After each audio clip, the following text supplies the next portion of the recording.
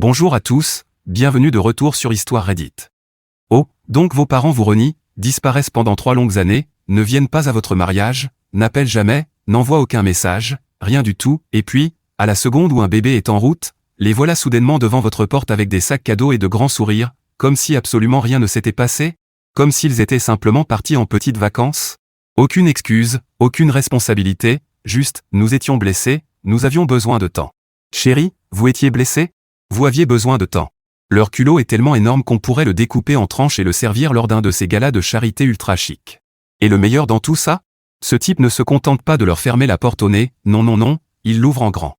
Avec un costume d'Halloween, un faux couteau et absolument aucun regret. Des parents riches pensaient que l'argent pouvait leur permettre de revenir dans sa vie.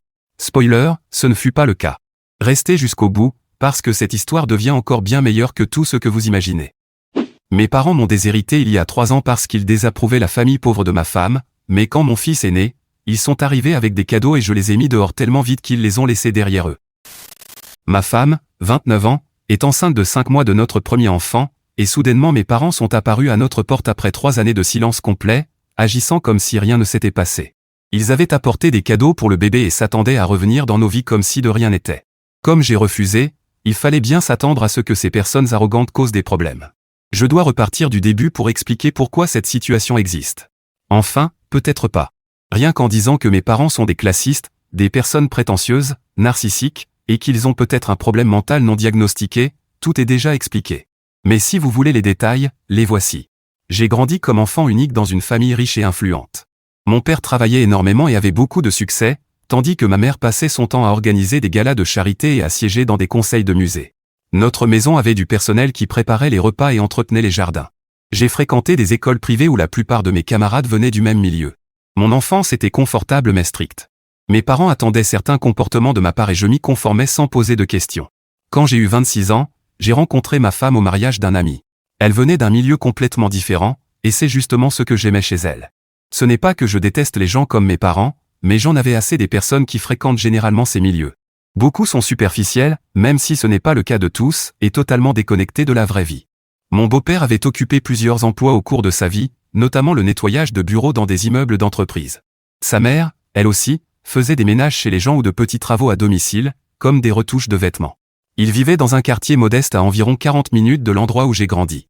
Malgré des moyens financiers bien inférieurs à ceux de ma famille, ils étaient propriétaires de leur maison et avaient élevé 3 filles qui avaient intégré des universités publiques grâce à des bourses et des prêts. Ma femme et moi avons commencé à sortir ensemble, et après seulement quelques mois, j'ai compris qu'elle était différente de toutes les personnes que j'avais rencontrées jusque-là. Elle travaillait dur tout en trouvant le temps d'aller dîner chez ses parents chaque dimanche. Elle aidait sa petite sœur à réviser ses examens et l'emmenait partout lorsque ses parents n'avaient pas la voiture disponible. Quand j'ai commencé à participer à ces dîners du dimanche, ses parents étaient les personnes les plus gentilles que j'ai jamais rencontrées. Après 6 mois de relation, j'ai présenté ma petite amie de l'époque à mes parents lors d'un dîner formel chez eux. La soirée se passait bien, mes parents discutaient avec elle, jusqu'à ce qu'elle parle de sa famille. Ma femme a expliqué que son père venait récemment de prendre sa retraite après avoir travaillé comme superviseur de maintenance dans un immeuble. L'ambiance dans la pièce est devenue glaciale immédiatement. Quand ma femme s'est excusée pour aller aux toilettes, ma mère s'est penchée vers moi et m'a demandé à quel point cette relation était sérieuse. Elle a dit que ce n'était pas grave si je m'amusais un peu, mais que je ne pouvais pas être sérieux. Je ne voulais pas que ma femme se sente mal après ce dîner, alors nous sommes simplement partis et je lui ai tout expliqué pendant le trajet du retour. Mais dans les semaines qui ont suivi, mes parents n'ont cessé de m'appeler. Ils m'invitaient à déjeuner sans ma femme. Ils me proposaient d'assister à des événements où ils pourraient me présenter les filles de leurs amis. Je n'ai jamais accepté aucune de ces invitations. Au bout d'un moment, j'ai décidé de demander ma femme en mariage. J'ai acheté une bague et préparé une demande simple. Je n'en ai pas parlé à mes parents à l'avance parce que je savais exactement ce qu'ils diraient. Ma femme a accepté et nous avons célébré cela avec sa famille le soir même. Ce fut l'une des meilleures soirées de ma vie. Je n'ai jamais annoncé mes fiançailles à mes parents parce que je savais déjà leur réaction. D'ailleurs, seulement 2 jours plus tard, ils l'ont appris par leurs propres moyens. Vous ne pouvez pas m'en vouloir, je savais très bien que je n'entendrais que leurs critiques à propos de ce mariage. Et c'est exactement ce qui s'est passé. Ils m'ont appelé pour me demander si j'avais perdu la tête, disant que je gâchais mon avenir pour une femme qui ne s'intégrerait jamais dans notre monde, et que ma femme m'utilisait pour mon argent et mon statut social. Bien sûr, ils m'ont aussi reproché de ne pas leur avoir dit, mais je leur ai répondu que c'était précisément cette réaction que je voulais éviter. Puisqu'ils avaient déclaré que si je l'épousais, je ne serais plus leur fils, j'ai fait exactement cela, je ne suis plus leur fils. C'était il y a 3 ans, et ils ne sont jamais venus à notre mariage. Pendant 3 ans, mes parents et moi n'avons eu absolument aucun contact. Puis ma femme est entrée dans son 2e trimestre de grossesse et nous avons annoncé la nouvelle sur les réseaux sociaux. Je ne pensais pas que mes parents le verraient, car ils utilisent rarement ces plateformes. Mais quelqu'un de leur cercle social a dû leur montrer la publication, parce que 2 jours plus tard, mon téléphone a sonné avec le numéro de ma mère. Ma mère était au bout du fil et m'a félicité pour la grossesse. Elle a même demandé comment ma femme se sentait. Elle et mon père voulaient venir nous rendre visite. Je lui ai demandé pourquoi elle appelait après 3 années de silence. L'excuse qu'elle m'a donnée est l'une des pires choses que j'ai jamais entendues de ma vie, et pourtant, j'en entends beaucoup au travail, ils étaient blessés et avaient besoin de temps pour guérir. Eux étaient blessés parce qu'ils méprisaient ma femme simplement parce qu'elle ne venait pas d'un milieu riche. Ce n'est pas seulement absurde, ils sont tellement prétentieux qu'il faudrait inventer un mot spécialement pour eux. Ma femme m'a demandé qui avait appelé et je lui ai expliqué la situation. Elle ne m'a jamais dit que je devais couper les ponts avec eux, mais quand je lui ai demandé ce qu'elle voulait faire à leur sujet, elle m'a laissé la responsabilité de choisir. Alors j'ai choisi de ne pas les voir. Mais le destin, ou ces personnes arrogantes, ne semblaient pas vouloir me laisser tranquille. Ainsi, le samedi matin suivant, quelqu'un a frappé à notre porte. J'ai ouvert et j'ai vu les chiots les plus affreux qu'on puisse imaginer abandonnés devant chez nous. C'étaient mes parents, tenant des sacs remplis d'articles pour bébé. Ma mère m'a demandé si je n'allais pas les laisser entrer pour rencontrer le bébé. Je leur ai répondu qu'ils ne pouvaient pas entrer. Ma mère m'a demandé comment il était possible que je refuse l'entrée à mes propres parents, et j'ai répondu, quand je les verrai, je vous le dirai.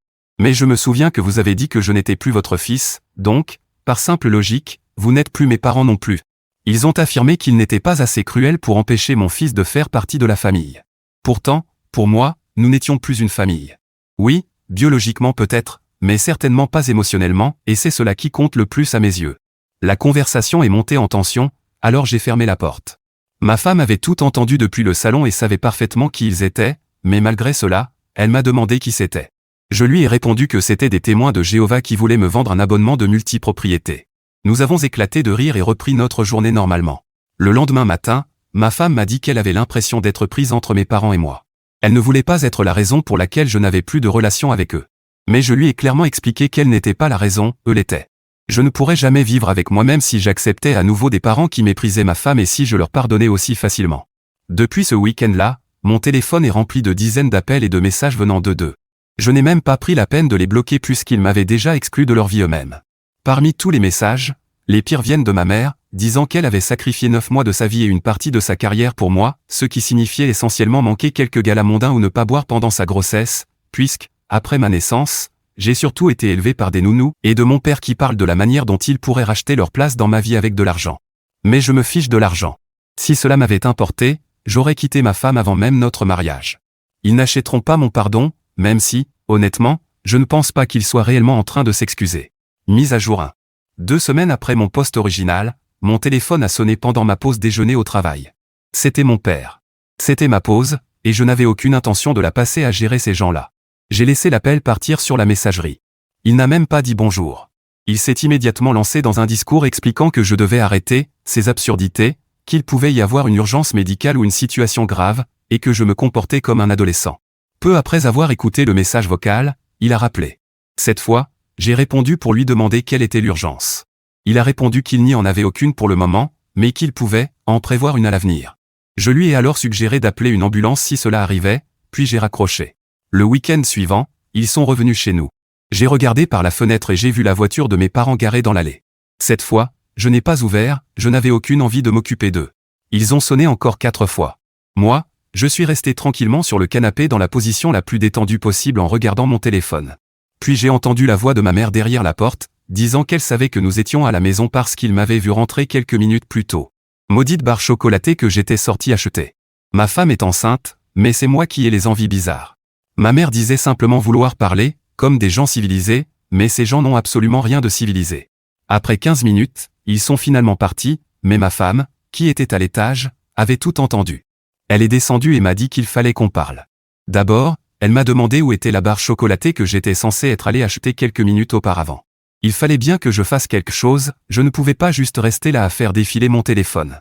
Ensuite, il a fallu que j'aille vraiment en acheter une, parce qu'à présent, c'était elle qui en avait envie. J'ai dû appeler un voisin pour demander s'il y avait encore des personnes arrogantes qui attendaient dehors.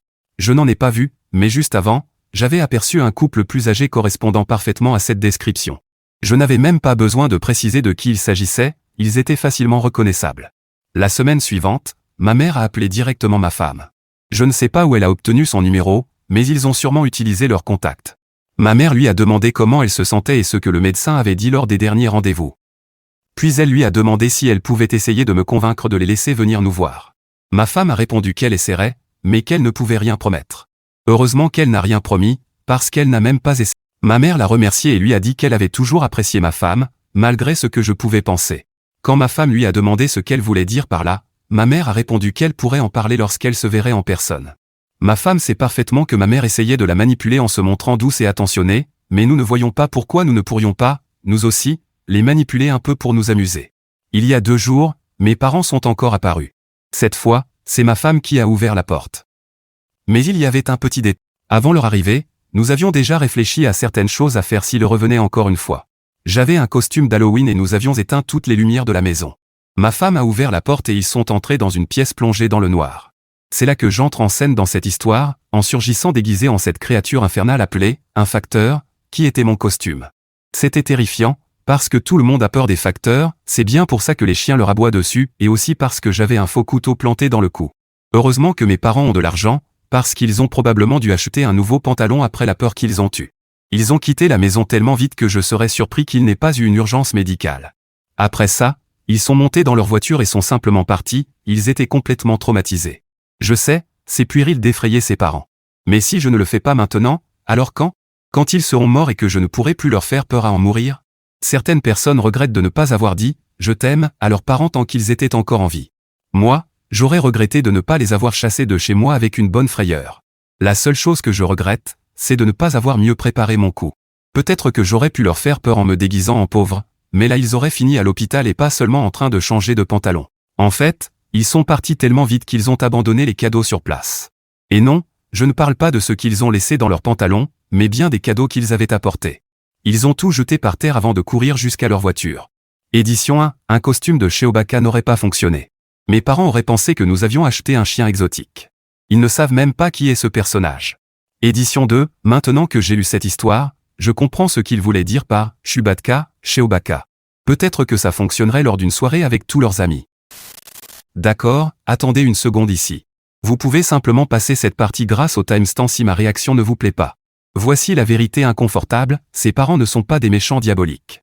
Ce sont juste des gens à qui personne n'a jamais dit non. Jamais. Et quand la seule personne qu'ils pensaient voir revenir quoi qu'il arrive, n'est pas revenue, ils se sont complètement effondrés. Ils ne savent pas comment s'excuser. Ils ne savent même pas à quoi ressemblent de vraies excuses, parce que personne ne leur en a jamais demandé. Et c'est sincèrement triste.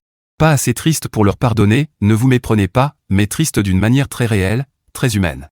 Par contre, le fait que la mère appelle directement l'épouse, ça, c'est différent. Parce que ce n'est pas une réconciliation. C'est une stratégie. C'est chercher une porte plus facile à ouvrir quand la porte d'entrée reste fermée. Et l'épouse l'a compris immédiatement.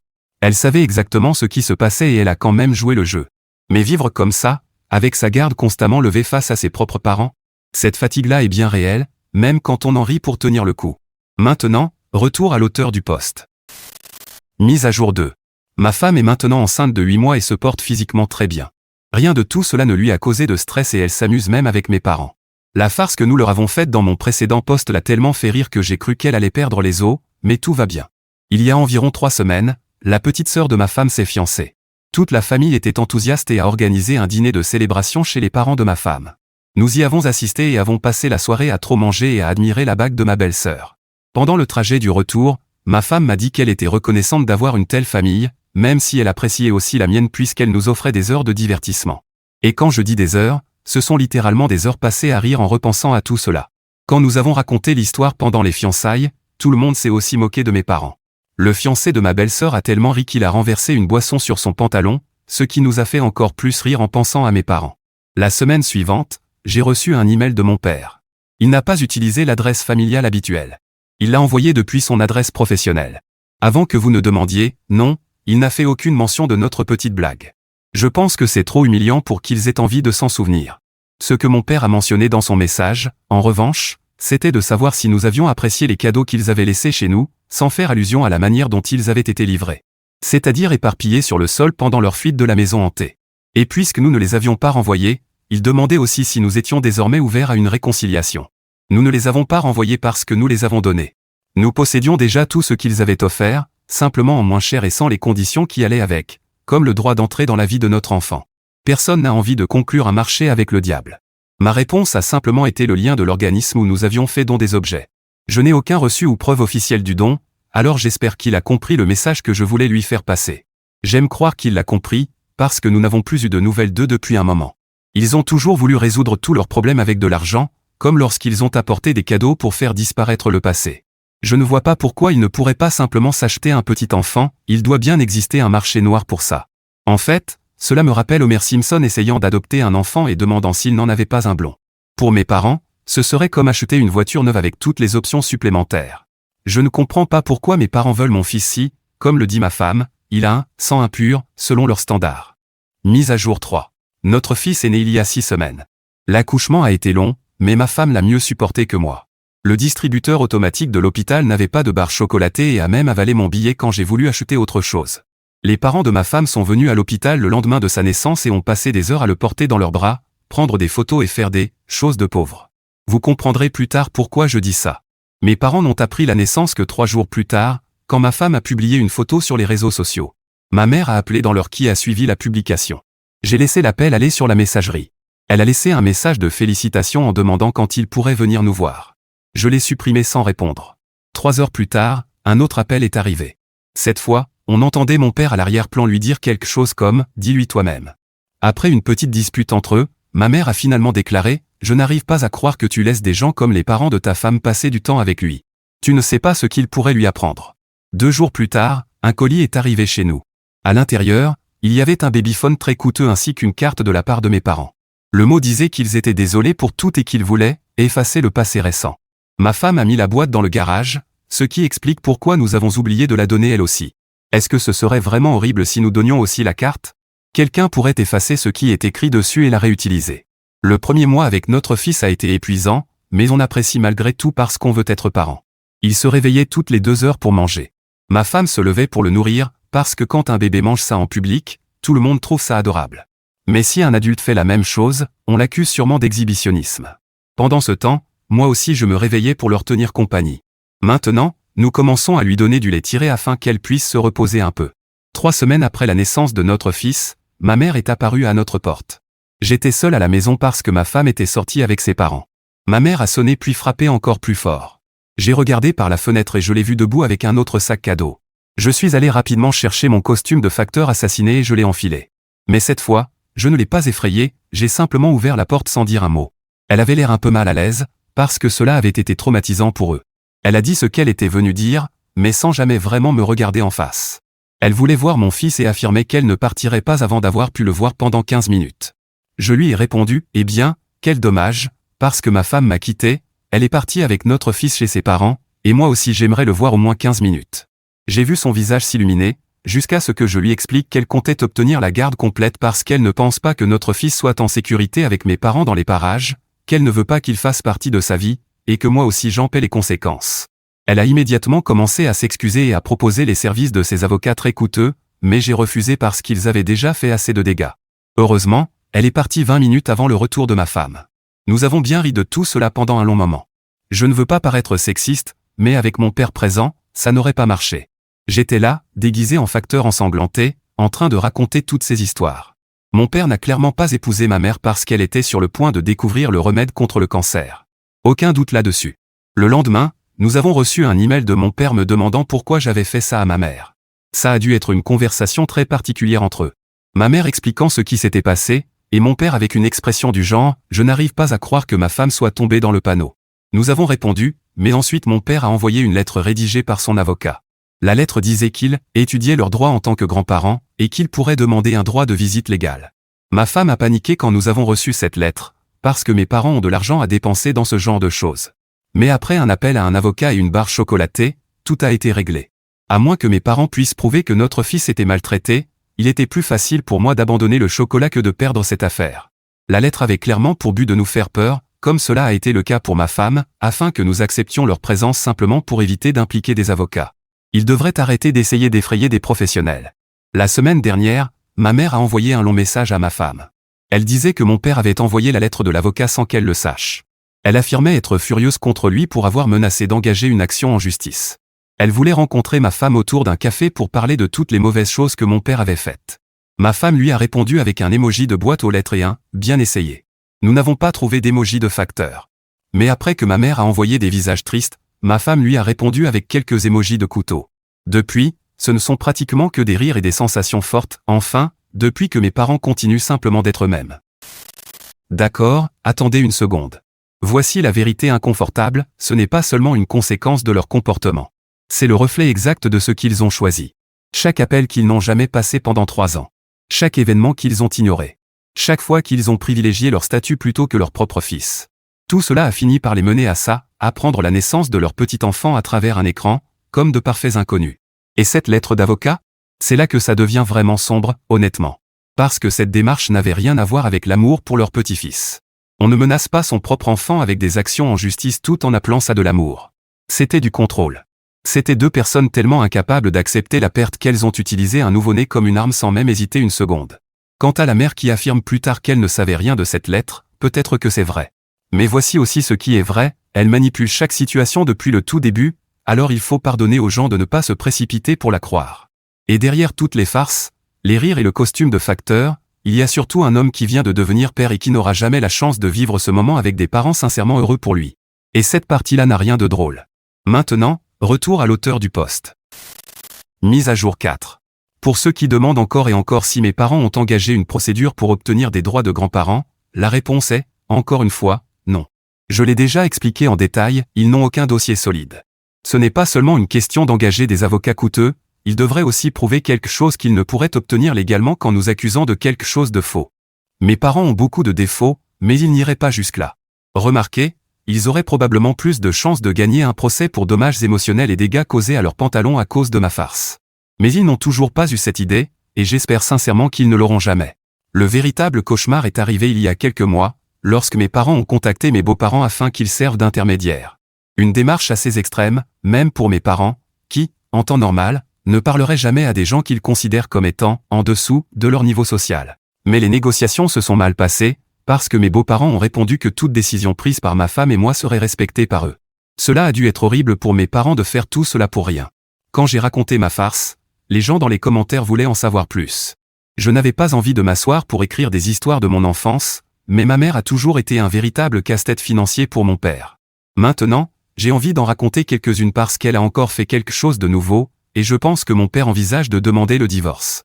Quand j'avais environ 12 ans, ma mère s'est fait arnaquer et mon père a perdu énormément d'argent à cause d'elle. Elle faisait partie de l'une de ces nombreuses organisations caritatives et a décidé de donner 25 000 $. Je ne me souviens pas de tous les détails parce que j'étais très jeune et que je me rappelle surtout mes parents se disputant la nuit. Mais je me souviens que mon père avait dépensé beaucoup d'argent pour engager des détectives privés afin de trouver une piste, puisque la plainte déposée à la police n'avait servi à rien. Ensuite, elle a eu beaucoup d'autres problèmes liés à l'argent, parce que des gens venaient prétendre être ceux qui tondaient la pelouse et demandaient de l'argent à l'avance pour le travail de la semaine suivante. Mais ce n'était pas le vrai jardinier. C'était juste des personnes qui savaient que ma mère était naïve et profitaient de l'occasion pour lui voler 100 ou 200 $. L'un d'eux a même réussi à voler un objet de valeur dans la maison pendant qu'elle fouillait dans son sac à main pour lui donner de l'argent.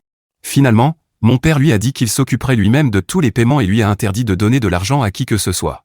Du coup, cette petite combine ne fonctionnait plus pour les gens qui utilisaient cet argent pour acheter de l'alcool ou de la drogue. Ensuite, il y a eu cette autre histoire, ma mère faisait partie du conseil d'administration d'un musée et, à cause d'elle, ils ont acheté une œuvre volée. L'achat aurait dû passer par une procédure légale garantissant que le vendeur était bien le propriétaire légitime, mais en engageant quelqu'un de douteux et en accélérant le processus, elle s'est retrouvée impliquée dans cette affaire. Elle a été renvoyée de son poste, mais elle fait désormais aussi face à une plainte du musée, qui a lui-même des problèmes juridiques, ainsi qu'à une plainte du véritable propriétaire, à qui l'œuvre avait été volée quelques mois auparavant. C'est pour cela que mon père parle avec des avocats au sujet d'un divorce, même si je ne pense pas que ma mère le sache. Et moi non plus, en théorie, je ne devrais pas être au courant, mais me voilà quand même en train de raconter les potins sans dire qui m'a donné ces informations. Concernant leur envie de faire partie de la vie de notre fils, cela s'est énormément calmé. Je pense que cela fait environ 3 mois que mes parents ne m'en ont plus parlé. Et maintenant, tout sera probablement encore plus calme si la situation est réellement aussi grave qu'elle en a l'air. Mise à jour 5. Mes parents divorcent, mais si vous avez lu mon précédent post, ce n'est pas à cause de moi ou de ma femme. Ma mère a engagé un bon avocat, probablement sur les conseils de mon père, parce qu'elle a réussi à trouver un accord à l'amiable avec le musée et le propriétaire de l'œuvre. Les accusations contre elle ont également été abandonnées parce qu'ils ont retrouvé la personne qui avait vendu l'objet au musée. Elle doit simplement payer pour ne pas avoir pris les précautions nécessaires afin de vérifier que l'œuvre n'était pas volée. C'est de la négligence, mais il n'y avait aucune intention malveillante de sa part. Malgré cela, mes parents divorcent et mon père vit désormais dans l'une de ces maisons. Le partage des biens va être un véritable massacre, mais mon père est épuisé parce qu'il doit constamment expliquer à ses partenaires et à ses amis ce qui se passe avec ma mère. La bonne nouvelle, c'est qu'ils ne nous ont plus dérangés depuis le début de l'année dernière. Je ne pense pas que mon père se soucie vraiment de mon fils, il n'a jamais été très paternel. Et ce sera déjà un miracle si ma mère ne perd pas tout son argent une fois le divorce terminé et les biens partagés. N'attendez pas de moi que j'écrive davantage sur cette histoire, parce qu'au départ, cela concernait ma femme et mon fils, et cela s'est transformé en véritable feuilleton de divorce entre riches. Je ne suis pas intéressé par l'idée de donner plus de détails parce que, même si mes parents ne comptent plus pour moi, il ne serait pas difficile d'obtenir des informations sur moi ou sur ma vraie famille si quelqu'un reconnaissait cette histoire. D'ailleurs, quelqu'un s'est montré étrangement précis dans un message privé. Je pense qu'il vaut mieux arrêter ici. Alors ma famille YouTube, voici mon avis sur cette histoire. D'accord, il n'y a aucun vrai prénom dans ce récit, ce qui est presque poétique, parce que ses parents ne méritent même pas qu'on se souvienne d'eux par leur nom. Mais sérieusement ? Le mari dans cette histoire a fait quelque chose avec lequel énormément de gens ont du mal, il a choisi sa paix intérieure plutôt que son lien de sang, et il n'a jamais hésité une seule seconde. 3 années de silence de la part de ses propres parents, et il n'est jamais revenu en rampant. Il s'est construit une vie, il a épousé quelqu'un qu'il aimait, et il a créé quelque chose de vrai. Ça demande une forme de force tranquille dont on ne parle pas assez. Maintenant, les farces, le costume de facteur, les lumières éteintes, la fausse histoire de divorce, écoutez, certaines personnes vont dire que c'est immature. Et peut-être que, techniquement, oui. Mais je pense aussi qu'il y a quelque chose de profondément humain là-dedans. Quand des gens vous causent de véritables blessures émotionnelles et reviennent ensuite en s'attendant à être pardonnés comme si c'était une simple transaction, parfois le rire est la seule arme qui ne vous coûte pas votre dignité. Il ne criait pas. Il ne menaçait personne. Il riait. Et honnêtement, tant mieux pour lui. L'épouse mérite aussi une standing ovation.